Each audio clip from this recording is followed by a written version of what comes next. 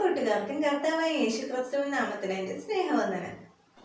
ഈ വീഡിയോയിൽ നാം എന്തുകൊണ്ടാണ് യഹൂദന്മാർ യേശുക്രിസ്തുവിനെ അംഗീകരിക്കുന്നില്ല എന്നതിനെക്കുറിച്ചിട്ടാണ് കേൾക്കുവാൻ പോകുന്നത്. 2000 വർഷങ്ങൾക്ക് മുൻപ് മശിഹ ഈ ഭൂമിയിലേക്ക് ഇസ്രായേൽ ദേശത്തിലേക്ക് വന്നു. ആ മശിഹ ഇസ്രായേൽ ദേശത്തുടനീളം സഞ്ചരിച്ച് രാജ്യത്തിൻ്റെ സുവിശേഷം അറിയിച്ചു. അന്ന് ആ ദേശത്തുണ്ടായിരുന്ന മതനേതാക്കന്മാരെയെല്ലാം ആ മശിഹായെ ശ്രവിച്ചു.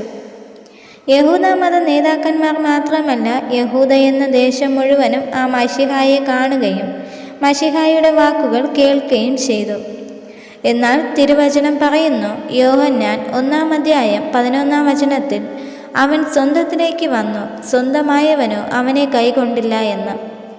എന്തുകൊണ്ട് യഹൂദന്മാർ വാഗ്ദത്ത മശിഹായെ, കർത്താവായ യേശുക്രിസ്തുവിനെ തിരസ്കരിച്ചു എന്നതിനെക്കുറിച്ച് അനേകം ആളുകൾ ചിന്താകുഴപ്പത്തിലാണ്. ഈ വീഡിയോയിൽ നമുക്കതിൻ്റെ 5 കാരണങ്ങൾ നോക്കാം. ഒന്നാമതായി, അവർ മശിഹായെക്കുറിച്ചുള്ള പ്രവചനങ്ങൾ തെറ്റായി വ്യാഖ്യാനിച്ചു. പഴയ നിയമത്തിലുള്ള അനേക മശിഹ പ്രവചനങ്ങളെ മതനേതാക്കന്മാർ തെറ്റായി വ്യാഖ്യാനിച്ചതിനെക്കുറിച്ച് കർത്താവായ യേശുക്രിസ്തു പറഞ്ഞിരിക്കുന്നു.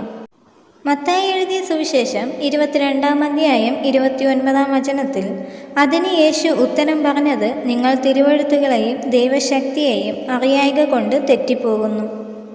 യഹൂദന്മാർക്ക് തോറയെക്കുറിച്ച് വ്യക്തമായ ധാരണ ഉണ്ടായിട്ടും അവരുടെ അഹങ്കാരത്താൽ തിരുവചനങ്ങൾ, പ്രത്യേകിച്ച് ദൈവം മുന്നമേ അറിയിച്ച മശിഹ പ്രവചനങ്ങളെ തെറ്റായി വ്യാഖ്യാനിച്ചു. രണ്ടാമതായി, ക്രിസ്തു ഒരു രാഷ്ട്രീയ നേതാവായി അല്ലെങ്കിൽ രാഷ്ട്രീയ മശിഹ ആയിട്ടല്ല ഈ ഭൂമിയിൽ വന്നത്. യഹൂദന്മാർ റോമൻ സാമ്രാജ്യ ആധിപത്യത്തിൽ നിന്നും തങ്ങളെ രക്ഷിക്കുന്ന ഒരു ശക്തനായ രാഷ്ട്രീയ മശിഹായ്ക്കാണ് കാത്തിരുന്നത്. എന്നാൽ ക്രിസ്തു വന്നത് ഈ ലോകത്തിൻ്റെ രക്ഷയ്ക്ക് വേണ്ടി ആയിരുന്നു. അവർക്ക് ക്രിസ്തുവിനെ കണ്ടതും അവർക്ക് മനസ്സിലായി, ക്രിസ്തുവിനെ ഞങ്ങളെ റോമൻ ഭരണത്തിന് കീഴിൽ നിന്ന് രക്ഷിക്കുവാൻ കഴിയുകയില്ല എന്ന്. അതുകൊണ്ട് അവർ ക്രിസ്തുവിനെ സ്വീകരിച്ചില്ല. ക്രിസ്തുവിൻ്റെ ക്രൂശീകരണത്തിന് മുൻപായുള്ള ന്യായവിസ്താരത്തിൽ കർത്താവായ യേശുക്രിസ്തു പീലാത്തോസിനോട് ഇപ്രകാരം പറഞ്ഞു.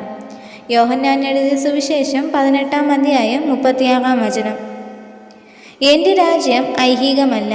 എൻ്റെ രാജ്യം ഐഹികമായിരുന്നുവെങ്കിൽ എന്നെ യഹൂദന്മാരുടെ കയ്യിൽ ഏൽപ്പിക്കാതെ വണ്ണം എൻ്റെ പടയാളികൾ പോരാടുമായിരുന്നു. എന്നാൽ എൻ്റെ രാജ്യം ഐഹികമല്ല എന്ന് ഉത്തരം പറഞ്ഞു. മൂന്നാമതായി, ക്രിസ്തു ഭൂമിയിലായിരുന്നപ്പോൾ യഹൂദ മത നേതാക്കന്മാരുടെ പാപങ്ങളെപ്പോലും ചൂണ്ടിക്കാണിച്ചിരുന്നു. ക്രിസ്തുവിനെ കുറ്റം ചുമത്തുവാൻ വന്ന യഹൂദ മത നേതാക്കന്മാരോട് കർത്താവായ യേശു ക്രിസ്തു പറഞ്ഞു. യോഹന്നാൻ എഴുതിയ സുവിശേഷം 8-ാം അധ്യായം 44-ാം വചനം, നിങ്ങൾ പിശാചെന്ന പിതാവിൻ്റെ മക്കൾ, നിങ്ങളുടെ പിതാവിൻ്റെ മോഹങ്ങളെ ചെയ്യുവാനും ഇച്ഛിക്കുന്നു. അവൻ ആദ്യം മുതൽ കൊലപാതകൻ ആകുന്നു. അവനിൽ സത്യമില്ലായ്ക കൊണ്ട് സത്യത്തിൽ നിൽക്കുന്നതുമില്ല. അവൻ ഫോഷ്ക്ക് പറയുമ്പോൾ സ്വന്തത്തിൽ നിന്ന് എടുത്തു പറയുന്നു.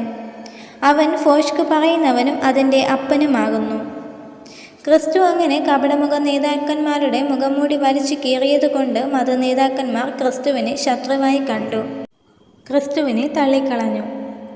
നാലാമതായി, ദൈവവചനത്തിന് എതിരായ മനുഷ്യനിർമ്മിത പാരമ്പര്യങ്ങളെ ക്രിസ്തു അംഗീകരിക്കാത്തത് കൊണ്ട് യഹൂദന്മാർ ക്രിസ്തുവിനെ തിരസ്കരിച്ചു. ഉദാഹരണത്തിന്, കർത്താവായ യേശുക്രിസ്തു ശബത്തിനെ അതിൻ്റെ വിശുദ്ധിയിൽ കാത്തു സൂക്ഷിക്കുന്നു. എന്നാൽ ശബത്തിൽ സൗഖ്യമാക്കുന്നതിന് ക്രിസ്തു യഹൂദ മത നേതാക്കന്മാരെ പോലെ എതിർത്തിരുന്നില്ല. മത്തായി എഴുതിയ സുവിശേഷം 12-ാം അധ്യായം 9-ാം വചനത്തിൽ, അവൻ അവിടം വിട്ട് അവരുടെ പള്ളിയിൽ ചെന്നപ്പോൾ കൈവരണ്ട ഒരു മനുഷ്യനെ കണ്ടു. അവർ അവനിൽ കുറ്റം ചുമത്തേണ്ടതിന് ശബത്തിൽ സൗഖ്യമാക്കുന്നത് വിഹിതമോ എന്ന് അവനോട് ചോദിച്ചു. അവൻ അവരോട്, നിങ്ങളിൽ ഒരുത്തന് ഒരു ആടുണ്ട് എന്നിരിക്കട്ടെ, അത് ശബത്തിൽ കുഴിയിൽ വീണാൽ അവൻ അതിനെ പിടിച്ച് കയറ്റുകയില്ലയോ?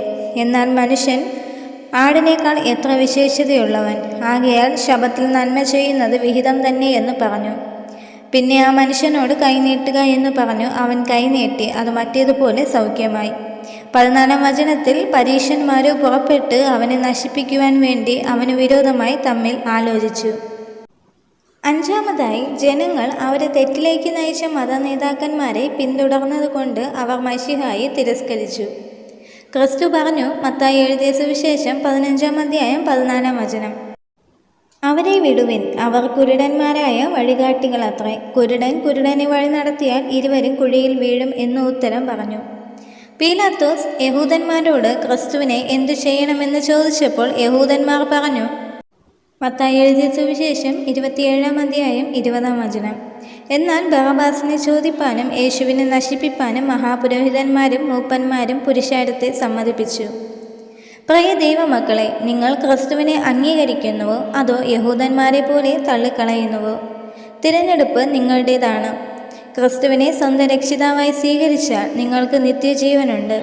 അതിനാൽ നമുക്ക് മശിഹായെ സ്വീകരിച്ച് മുന്നോട്ട് പോകാം. അതിനായി ദൈവം നമ്മെ ഏവരെയും സഹായിക്കുമാറാകട്ടെ. ആമേൻ.